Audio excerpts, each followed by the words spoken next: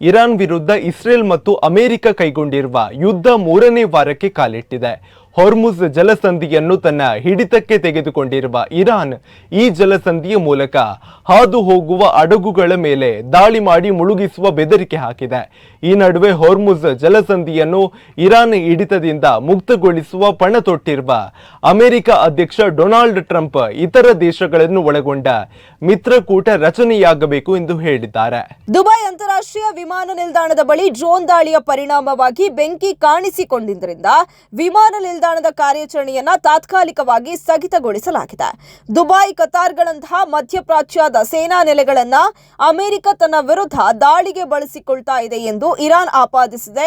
ಈ ಬಗ್ಗೆ ನಮ್ಮಲ್ಲಿ ಸಾಕಷ್ಟು ಪುರಾವೆಗಳಿವೆ, ಆದ್ರಿಂದ ಅವುಗಳ ಮೇಲೆ ಇರಾನ್ ದಾಳಿ ಮಾಡಲಿದೆ ಎಂದು ಇರಾನ್ ಹೇಳಿದೆ.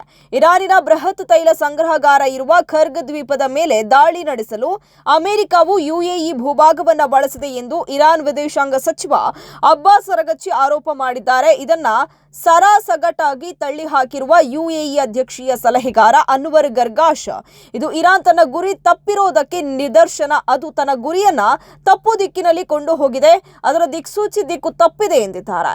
ಇನ್ನು ಇರಾನಿನ ಈ ಭಯೋತ್ಪಾದಕ ದಾಳಿಯನ್ನ ಪ್ರತಿರೋಧಿಸುವ ಸ್ವಯಂ ರಕ್ಷಣೆಯ ಹಕ್ಕನ್ನ ಯುಎಇ ಹೊಂದಿದೆ ಎಂದು ಅನ್ವರ್ ಹೇಳಿದ್ದಾರೆ. ಯುದ್ಧದ ವಿಡಿಯೋ ಕ್ಲಿಪ್ಗಳನ್ನು ಸಾಮಾಜಿಕ ಮಾಧ್ಯಮಗಳಲ್ಲಿ ಪ್ರಕಟಿಸಿದ್ದಕ್ಕಾಗಿ 19 ಮಂದಿ ಭಾರತೀಯರು ಸೇರಿದಂತೆ ಒಟ್ಟು 35 ಮಂದಿಯ ಬಂಧನಕ್ಕೆ ಯುಎಇ ಆದೇಶ ಹೊರಡಿಸಿದೆ. ಹೊರ್ಮುಜ್ ಜಲಸಂಧಿಯನ್ನ ಹಡಗು ಸಂಚಾರಕ್ಕೆ ಮುಕ್ತಗೊಳಿಸುವ ಕೆಲಸ ಅಮೆರಿಕಕ್ಕೆ ಹರಸಾಹಸವಾಗ್ತಾ ಇದೆ.